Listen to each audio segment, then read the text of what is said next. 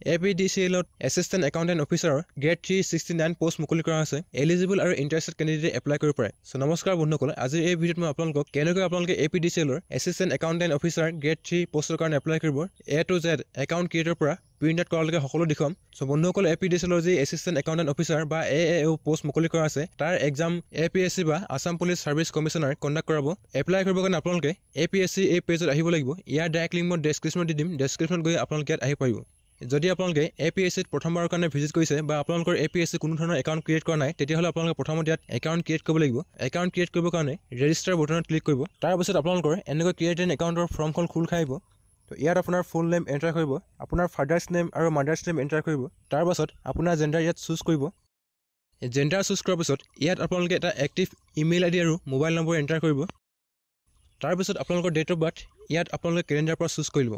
Is permanent residence of Assam ইয়াত আপোনালোকে য়েছ কৰিব। ইয়াত আপোনালোকৰ কাষ্টটো চিলেক্ট কৰিব। যদি আপোনালোকৰ কোনো ধৰণৰ ডিচেবিলিটি আছে ইয়াত আপোনালোকে য়েছ কৰিব। যদি আপোনালোকৰ ডিচেবিলিটি নাই ন' চিলেক্ট কৰি কণ্টিনিউ কৰিব। ইয়াত আপোনালোকৰ পাৰ্মানেণ্ট এড্ৰেছ ফিল আপ কৰিব। তাৰপিছত ইয়াত আপোনাৰ ষ্টেট আছাম চুজ হৈ থাকিব। ইয়াত আপোনালোকে আপোনাৰ নিজৰ ডিষ্ট্ৰিক্টখন চুজ কৰি ল'ব। তাৰপিছত আপোনালোকৰ এৰিয়াৰ পিনক'ডটো ইয়াত এণ্টাৰ কৰি আপোনালোকে এটা 8 ডিজিটৰ পাছৱৰ্ড ক্ৰিয়েট কৰিব আৰু কেপচা ক'ড ফিল কৰি জেনেৰেট OTPত ক্লিক কৰিব। আপোনালোকৰ মোবাইলত এটা OTP আহিব। আপোনালোকে ইয়াত OTP এণ্টাৰ কৰি ৰেজিষ্টাৰ বটনত ক্লিক কৰিব। আপোনালোকৰ একাউণ্ট ছাকচেছফুলি ক্ৰিয়েট হৈ যাব আৰু আপোনালোকে এই পেজত ৰিডাইৰেক্ট হৈ আহিব।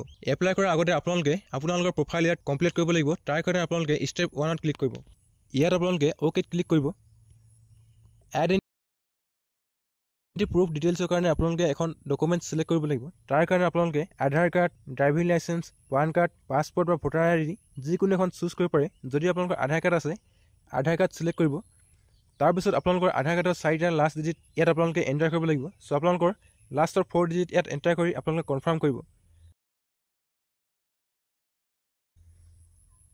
তাৰপিছত আপোনালোকে পাৰ্চনেল ডিটেইলছ ছেকশ্যনটো এক্সপ্লেইন কৰিব। ইয়াত আপোনাৰ সকলো পাৰ্চনেল ডিটেইলছ অট'মেটিকলি ফিচ হৈ আহিব। যদি আপোনালোকৰ অল্টাৰনেটিভ মোবাইল নম্বৰ আছে ইয়াত আপোনালোকে এণ্টাৰ কৰিব পাৰে। এজ প্ৰুফৰ কাৰণে আপোনালোকে এখন ডকুমেণ্টছ চিলেক্ট কৰিব লাগিব। তাৰ কাৰণে আপোনালোকে ক্লাছ 10ৰ পাছ চাৰ্টিফিকেট, এডমিট কাৰ্ড বা আপোনালোকৰ 12 পাছ চাৰ্টিফিকেট, মাৰ্কশ্বিট আপোনালোকে যিকোনো এখন চুজ কৰিব।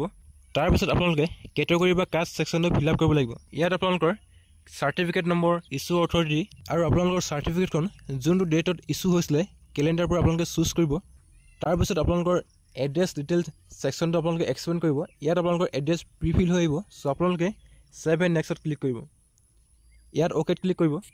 তাৰপিছত আপোনালোকৰ পাৰ্চনেল ডিটেইলছ ছাকচেছফুলি ছেভ হৈ যাব। আদাৰ ডিটেইলছত Are you an ex-serviceman ইয়াত আপোনালোকে ন' চিলেক্ট কৰিব। Are you debarred from any examination and or selection conduct by the UPSC or any state public service commission ইয়াত আপোনালোকে ন' চিলেক্ট কৰিব। তাৰপিছত Have you ever been debarred from applying for any government post আপোনালোকে ন' option select কৰিব। যদি আপোনাৰ BPL certificate আছে ইয়াত আপোনালোকে য়েছ কৰিব আৰু যদি আপোনালোকৰ BPL চাৰ্টিফিকেট নাই ন' চিলেক্ট কৰি ছেভ এণ্ড নেক্সটত ক্লিক কৰিব। তাৰপিছত আপোনালোকে এডুকেশ্যন কোৱালিফিকেশ্যন এড কৰিব লাগিব। তাৰ কাৰণে আপোনালোকে এড নিউ কোৱালিফিকেশ্যন ক্লিক কৰিব। ইয়াত আপোনালোকে কোৱালিফিকেশ্যন টাইপত প্ৰথমতে ক্লাছ 10 চুজ কৰিব। তাৰপিছত নেম অফ ডিগ্ৰী চাৰ্টিফিকেশ্যনত আপোনালোকে ক্লাছ 10 চুজ কৰিব। ছাবজেক্টত আপোনালোকে 10 ছাবজেক্ট চুজ কৰি ষ্টেটত আছাম চিলেক্ট কৰিব। তাৰপিছত বৰ্ড বা ইউনিভাৰ্চিটিত আপোনালোকে CBSC, চেবা বা আদাৰ্ছ যোনটো বৰ্ডৰ পৰা আপোনালোকে পাছ আউট হৈছে ইয়াত আপোনালোকে চিলেক্ট কৰিব। তাৰপিছত আপোনালোকৰ গ্ৰেডিং ছিষ্টেম ইয়াত চিলেক্ট কৰিব লাগিব। যদি আপোনালোকে চেবাৰ পৰা পাছ আউট হৈছে মাৰ্কছ চিলেক্ট কৰিব। মাৰ্কছ অপটেনত আপোনালোকে 600ৰ ভিতৰত আপোনালোকে যিমান মাৰ্কছ অপটেন কৰিছিলে ইয়াত এণ্টাৰ কৰিব। তাৰপিছত টোটেল মাৰ্কত আপোনালোকে 600 এণ্টাৰ কৰিব। টোটেল মাৰ্ক এণ্টাৰ কৰাৰ পিছত আপোনালোকৰ পাৰ্চেণ্টেজ অট'মেটিক ইয়াত ফেচ হৈ আহিব। তাৰপিছত আপোনালোকে কোৰ্চ ডিউৰেশ্যন চিলেক্ট কৰিব লাগিব। ইয়াত আপোনালোকে 10 ইয়াৰ্ছ চুজ কৰিব। তাৰপিছত ইয়াৰৰ পাছিঙত আপোনালোকে যোনটো চনত আপোনালোকে 10th বা মেট্ৰিক পাছ কৰিছে ইয়াত আপোনালোকে ইয়াৰটো চিলেক্ট কৰিব।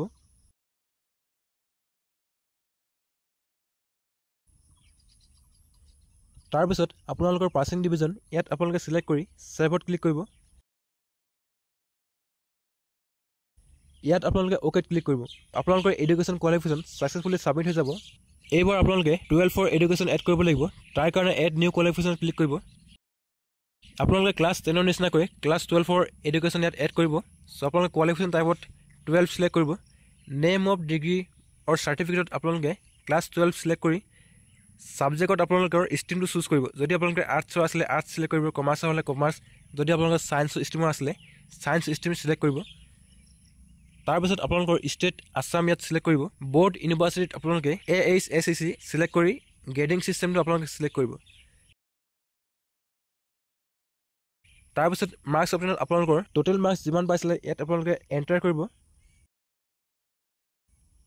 টোটেল মাৰ্কছত 500 এণ্টাৰ কৰিব তাৰপিছত আপোনালোকৰ পাৰ্চেন্টেজ অটোমেটিকলি ফেচ হৈ আহিব ইয়াত আপোনালোকে কোৰ্স ডিউৰেশ্যনত 2 ইয়াৰ্ছ সিলেক্ট কৰিব তাৰপিছত আপোনালোকৰ ইয়াৰৰ পাছিং বা যোনটো চনত আপোনালোকে হায়াৰ সেকেন্ডাৰী পাছ আউট হৈছে ইয়াৰ পৰা সিলেক্ট কৰিব তাৰপিছত আপোনালোকৰ পাছিং ডিভিজন ইয়াত সিলেক্ট কৰিব লাগিব সেভত ক্লিক কৰিব ইয়াত আপোনালোকে ওকে ক্লিক কৰিব সো আপোনালোকৰ এডুকেশ্যন কোৱালিফিকেশ্যন সাকসেসফুলি এড হৈ যাব জাৰ্নাল এন্ট্ৰিজ আৰু এৱাৰ্ড এন্ট্ৰিজ যদি আপোনালোকে পাইছে তেতিয়াহ'লে ইয়েস কৰিব যদি আপোনালোকে পোৱা নাই নো সিলেক্ট কৰি নেক্সট বটনত ক্লিক কৰিব তাৰপিছত আপোনালোকৰ ৱৰ্ক এক্সপেৰিয়েন্স ডিটেইলছ এক্সপ্লেইন হৈ আহিব যদি আপোনালোকৰ প্ৰাইভেট সেমি গভৰ্ণমেণ্টত ৱৰ্ক এক্সপেৰিয়েন্স আছে ইয়েস কৰিব নাথাকিলে নো সিলেক্ট কৰি নেক্সটত ক্লিক কৰিব ইয়াত ওকে ক্লিক কৰিব আপোনালোকৰ work experience details successfully update হৈ যাব তাৰপিছত ইয়াত আপোনালোকে কিছুমান ডকুমেন্টছ আপলোড কৰিব লাগিব সো আপোনালোকৰ কাষ্ট সাৰ্টিফিকেট আধাৰ কাৰ্ড আৰু আপোনালোকৰ ডেট অফ বাৰ্থৰ কাৰণে যোনখন সাৰ্টিফিকেট আপোনালোকে চুজ কৰিছিলে ইয়াত আপোনালোকে আপলোড কৰিব লাগিব আৰু যদি আপোনালোকে BPL সাৰ্টিফিকেট ইয়েস কৰিছিলে ইয়াত আপোনাৰ BPL সাৰ্টিফিকেট আপলোড কৰিব লাগিব সো আপোনালোকৰ ডকুমেন্টছবোৰ ইয়াত আপলোড কৰিব তাৰপিছত ইয়াত আপোনাৰ এখন ফটো আৰু সিগনেচাৰ আপলোড কৰিব লাগিব ফটোৰ ডাইমেনশ্যন আপোনালোকৰ 200 পিক্সেল হাইট আৰু আপোনালোকৰ 150 পিক্সেলছ উইথ হ'ব লাগিব আৰু আপোনালোকৰ যোনটো সিগনেচাৰ 100 পিক্সেল হাইট আৰু 150 পিক্সেল উইথ হ'ব লাগিব সো আপোনালোকে ইয়াত ফটো আৰু সিগনেচাৰ আপলোড কৰি সেভত ক্লিক কৰিব ইয়াত আপোনালোকে ওকেত ক্লিক কৰিব তাৰপিছত আপোনালোকৰ প্ৰফাইল সাকসেসফুলি আপডেট হৈ যাব এপ্লিকেশ্যন সেকশনত ক্লিক কৰি এপ্লাই সেকশনত ক্লিক কৰিব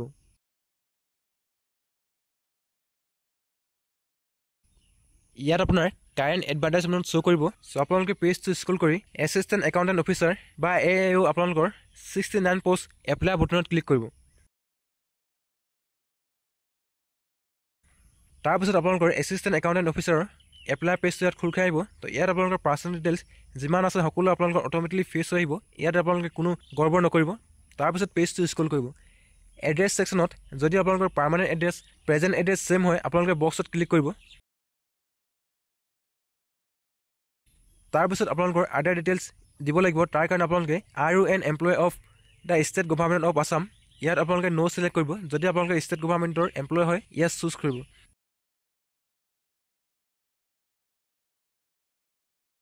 পেজটো স্ক্ৰল কৰিব ইয়াত আপোনালোকে ডিগ্ৰী কোৱালিফিকেশ্যন এড কৰিব লাগিব নেম অফ ডিগ্ৰী বা চাৰ্টিফিকেশ্যনত আপোনালোকৰ ডিগ্ৰী সিলেক্ট কৰিব যদি আপোনালোকে আৰ্টছৰ হয় আৰ্টছ সিলেক্ট কৰিব যদি কমাৰ্চ হয় কমাৰ্চ যদি আপোনালোকে সায়েন্সৰ হয় সায়েন্স সিলেক্ট কৰিব যদি আপোনালোকৰ মেজৰ আছে তেন্তে আপোনালোকে BA উইথ মেজৰ সিলেক্ট কৰি আপোনালোকৰ যোনটো সাবজেক্ট মেজৰ আছিলে ইয়াত সিলেক্ট কৰি এড নিউ কোৱালিফিকেশ্যন ক্লিক কৰিব তাৰপিছত আপোনালোকৰ BA বা ডিগ্ৰী কোৱালিফিকেশ্যন পেজটো এনেকৈ খোল খাই আহিব ইয়াত আপোনালোকে ষ্টেট আসাম সিলেক্ট কৰিব তাৰপিছত বোৰ্ড বা ইউনিভাৰ্চিটি আপোনালোকে সিলেক্ট কৰিব সো আপোনাৰ যোনখন ইউনিভাৰ্চিটিৰ পৰা আপোনালোকে পাছ আউট হৈছে ইয়াতে সিলেক্ট কৰিব যদি আপোনালোকে ডিব্ৰুগড় ইউনিভাৰ্চিটিৰ পৰা পাছ আউট হৈছে ডিব্ৰুগড় ইউনিভাৰ্চিটি চুজ কৰিব যদি আপোনালোকে গুৱাহাটী ইউনিভাৰ্চিটিৰ পৰা পাছ আউট হৈছে গুৱাহাটী ইউনিভাৰ্চিটি চুজ কৰিব বা যদি আপোনালোকে বেলেগ ইউনিভাৰ্চিটিৰ পৰা পাছ হৈছে আপোনালোকে বেলেগ ইউনিভাৰ্চিটি সিলেক্ট কৰি ল'ব তাৰপিছত আপোনালোকে কোৰ্স টাইপত ৰেগুলাৰ মোড সিলেক্ট কৰিব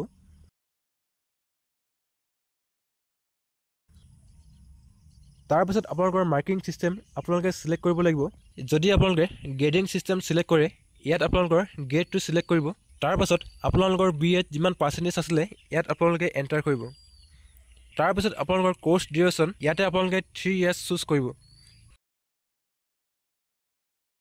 ইয়াৰৰ পাছিঙত আপোনালোকে যোনটো চনত পাছ আউট হৈছে ইয়াত সিলেক্ট কৰিব তাৰপিছত আপোনালোকৰ যোনটো ডিভিজন ইয়াত আপোনালোকে পাছিং ডিভিজন সিলেক্ট কৰিব লাগিব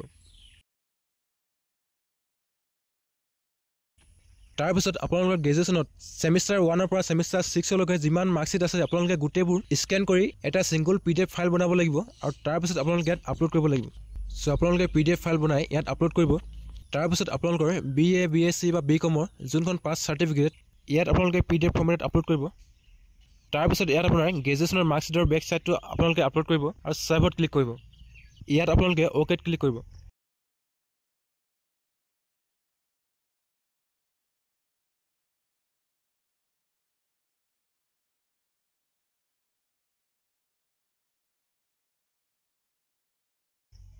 ডকুমেন্টছ টু বি আপলোডত আপোনালোকে স্মল ফেমিলি নৰ্মছ ফ্ৰম এ আৰু আপোনালোকৰ ভ্যালিড এমপ্লয়মেণ্ট সাৰ্টিফিকেট বা PRC যিকোনো এখন আপোনালোকে আপলোড কৰিব লাগিব স্মল ফেমিলি নৰ্মছৰ PDF লিংক মই ডেছক্ৰিপশ্যনত দি দিম ডেছক্ৰিপশ্যনত গৈ আপোনালোকে ডাউনলোড কৰি ল'ব পাৰে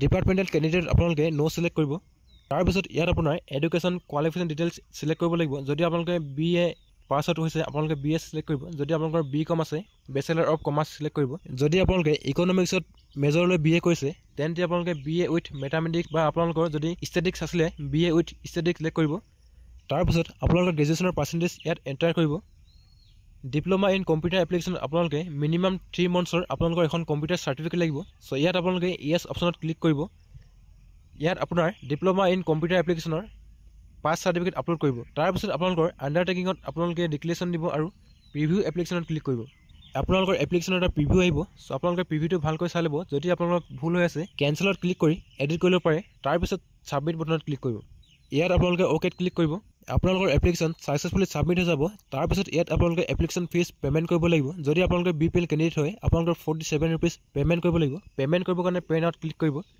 তাৰপিছত আপোনালোকৰ পে'মেণ্ট গেটৱেটো এনেকৈ খোল খাই আহিব ইয়াত আপোনালোকে কণ্টিনিউত ক্লিক কৰিব চ' ইয়াত আপোনালোকে বেংক চিলেকশ্যনত আপোনালোকৰ যিকোনো এটা বেংক আপোনালোকে ইয়াত চিলেক্ট কৰিব পাৰে এক্সিছ ইজিপে নো চাৰ্জ বা কানাড়া বেংক IDFC বেংক বা য়েছ বেংক যিকোনো এটা আপোনালোকে ইয়াত চিলেক্ট কৰি ল'ব ইয়াত আপোনালোকে এক্সিছ ইজিপে চিলেক্ট কৰি ল'ব পাৰে মই ইয়াত এক্সিছ ইজিপে চিলেক্ট কৰিছোঁ তাৰপিছত এগ্ৰিত ক্লিক কৰি প্ৰচিড ফৰ পে'মেণ্টত ক্লিক কৰিব আপোনালোকৰ GR নম্বৰ জেনেৰেট হৈ আহিব ইয়াত আপোনালোকে অ'কেত ক্লিক কৰিব তাৰপিছত আপোনালোকে ইয়াত টাৰ্মছ এণ্ড কণ্ডিশ্যন একচেপ্ট কৰিব পে'মেণ্ট অপশ্যনত আপোনালোকে কাৰ্ড ইণ্টাৰনেট বেংকিং UPI এনেকৈ আপোনালোকে পে'মেণ্ট অপশ্যন পাই যাব ইয়াৰ পৰা আপোনালোকে যিকোনো থ্ৰু দি পে'মেণ্ট কৰিব পাৰে যদি আপোনালোকে কাৰ্ডৰ থ্ৰু দি পে'মেণ্ট কৰিব বিচাৰে কাৰ্ড চিলেক্ট কৰিব আৰু ৰেজৰ পে'ত ক্লিক কৰিব তাৰপিছত আপোনালোকৰ পে'মেণ্ট পেজটো এনেকৈ খোল খাই আহিব যদি আপোনালোকে কাৰ্ড চিলেক্ট কৰে ইয়াত আপোনালোকৰ কাৰ্ডছ নম্বৰ এণ্টাৰ কৰিব তাৰপিছত আপোনালোকৰ এক্সপায়াৰী মন্থ আৰু ইয়াৰ চিলেক্ট কৰি ইয়াত আপোনালোকে কাৰ্ড হোল্ডাৰ নেমছ আৰু CVV এণ্টাৰ কৰি পে'ত ক্লিক কৰিব আপোনালোকৰ বেংকৰ লগত যোনটো মোবাইল নম্বৰ লিংক হৈ আছে তাতে এটা OTP আহিব চ' আপোনালোকে ইয়াত OTP এণ্টাৰ কৰি ছাবমিট বটনত ক্লিক কৰিব